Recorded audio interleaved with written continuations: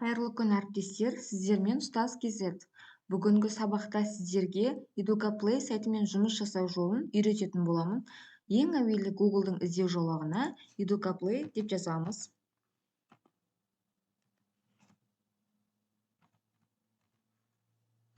Келесі бірінші сілтемеге басып өтеміз. Бұл сайтты көбісіңіз білесіздер, білмейтін ұстаздар да болу керек. Осы жерде New Activity батырмасын басамыз, сары түсті. Бізде осындай әртүрлі ойын түрлері шығады. Я немесе жоқ. Осындай тест тапсырмасын бақаны секірту арқылы жасауға болады, оқушыны қызықтыру үшін. Және де осындай сурет түріндегі сұрақтарды ұсынсаңыз болады, сәйкестендіру ойындарын ұсынсаңыз болады. Біз бүгін осы map quiz, яғни карта бойынша сұрақтар ұсынатын боламыз. Осы батырманы басамыз. Келесі бізде осындай сандар шығады, күтеміз.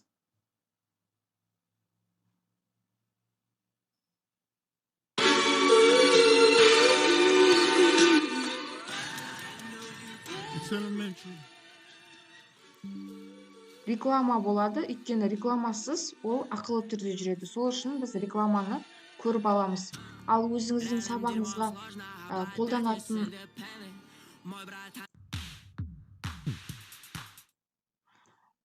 қандай тапсырма жасайсыз, сіз соны Google'дан іздеп қойсаңыз болады, арнайы тапсырмаңызды. Келесі бізде осындай бет шығады. Енді осы бетке сіз не ұсынасыз оқушыларға? Мысалы, биология сабағынан адамның ішкі органдарын жасасаңыз болады, тест түрінде, сурет түрінде ұсынсаңыз болады. Келесі бізде осындай бет ашылады. Енді осы бетке сіз өзіңіздің суретіңізді жүктейсіз. Мысалы, география ұстаздарына картаны ішінен әртүрлі сабағына, пәніне қатысты тапсырмаларды жасауға болады. Картаны ашып, сол жерде мысалы машинаны өндіретін завод қай жерде орналасқан деген сияқты картамен жұмыс ұсынса болады. Немесе биология сабағынан адамның ішкі органдарын анықтап көрсет деген сияқты сурет түріндегі осындай сұрақтарды ұсына аласыз. Келесі біз биология сабағынан қорықтар тақырыбында арналған картамен жұмысты ұсынатын боламыз. Жасалу жолын қазір картамызды осы жерге алып келіп қоямыз.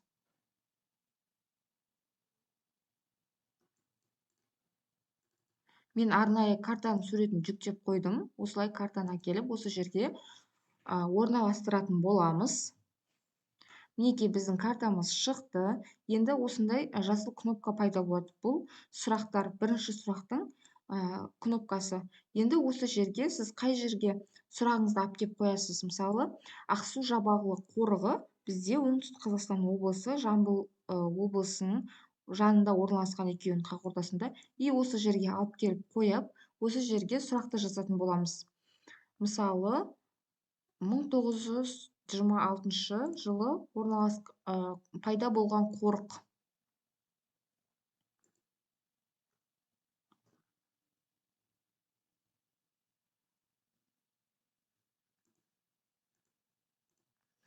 Мінекей бірінші сұрақты қойдық. Енді осы жерде астында екі осындай батырма тұрады. Осы жерге сұрақты оқушы таңдап болғаннан кейін шығатын жауапқа байланысты қосымша сұрақты тапсырманы қойсаңыз болады. Немесе оқушы дұрыс жауап бергеннен кейін осындай қосымша тақырыпқа байланысты кішкене мәлімет енгізіп қойсаңыз болады. Біз осыны басып, осы жерге кішкене осы Ақсу-Жабағылы қорығы туралы мәлімет енгізетін боламыз. Мінекей, енді осы жерге біз сурет жүктесек болады. Сұрақ шыққан кезде 1926 жылы құрылған қорық деп шыққан кезде суретімен шығып тұрады. Енді осы жерге біз өзіміздің қорығымыздың суретін қойып қойсақ болады. Мысалы, Ақсу-Жабағылы қорығын суретін қоямыз. Мүмкін суреттен таниды оқушы. Соған қарай қосымша оқушыға көмек ретінде осындай подсказка жасап қойсақ болады.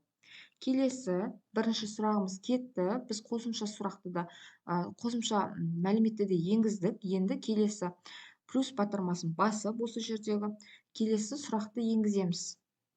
Екінші сұрақ бізде келесі қорық жайлы мәліметті ұсынамыз сұрақты. Мысалы, аумағы осынша жерді алып жатқан қорық деп енгізсек болады.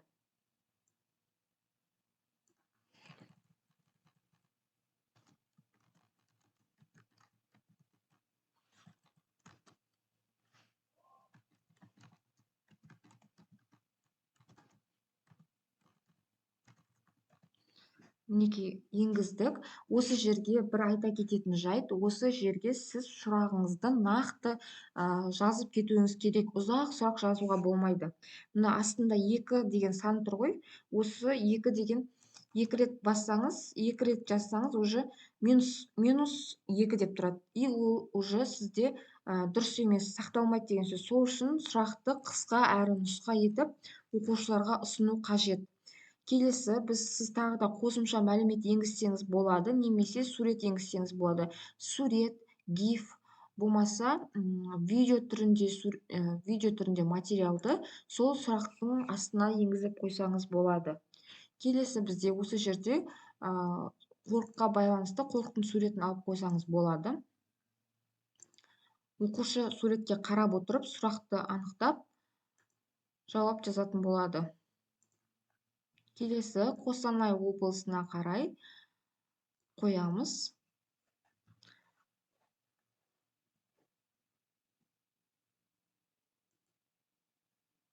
Келесі сұрақ, осылай сіз сұрақтарыңыздың барлығын енгізіп шығасыз.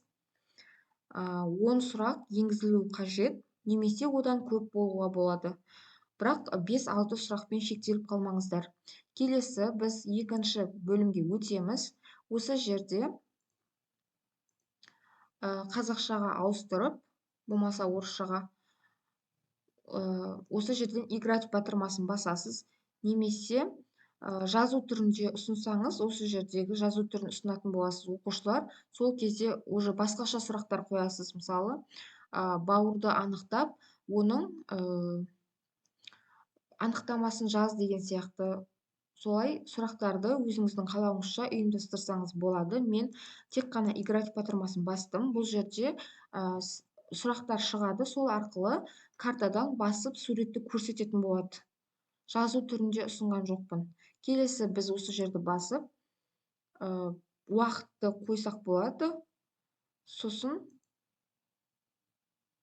қанша рет ойнауға болатынын ұсына аласыз. Одан кейін келесі информация батырмасына өтеміз. Осы жерден сіз сабақтың тақырыбын жазып кетесіз. Мысалы, 7-ші сынып қорықтар деп жазайық. Карта түрінде.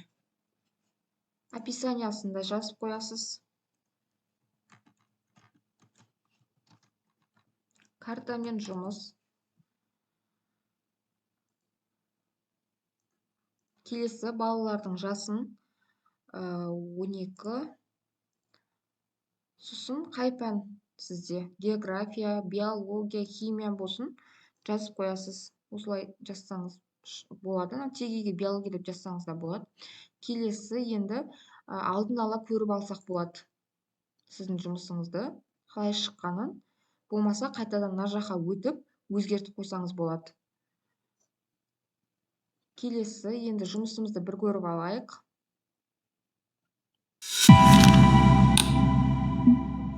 Жылы құрылған қорық. Оқушыларда көптеген жауаптар тұрады. Осы жерде мен тек қана мысал ретінде 2 жауапты ұсынып тұрмын. Бұны ары қарай өңдейді. Келесі, оқушы сұрақты оқиды. Болмаса жаңа жүктелген суретті немесе видеоны осы жерден көреді. Одан кейін оқушының есіне түсуі мүмкін. Сосын сұрақтың жауабын осы картадан іздейтін болады. Мысалы, дұрыс жауап болса, осылай дұрыс жауап шығады. Және де астына жаңағы сіздің енгізген мәліметтеріңіз шығып тұратын болады. Келесі, алып жатқан қорық. Дұрыс. Осылай шығатын болады. келесі енді бұны оқушыларға қалай ұсынамыз? Сілтеме түрінде ұсынсаңыз болады. Немесе арнайы код беріп, оқушылардың әрқайсысы соткамен өз жеке жұмысын жасап, одан кейін оқушылардың қай жерден қате кеткенін, қатемен жұмысын сразу схема түрінде көре алатын боласыз.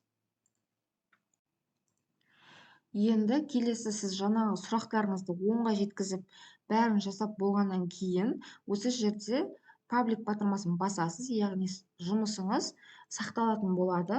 Сонымен қатар жұмысты оқушыларға ұсыну жолы, яғни сіздің жұмысыңыз осылай паблик батырмасын басқаннан кейін осылай шығып тұрады.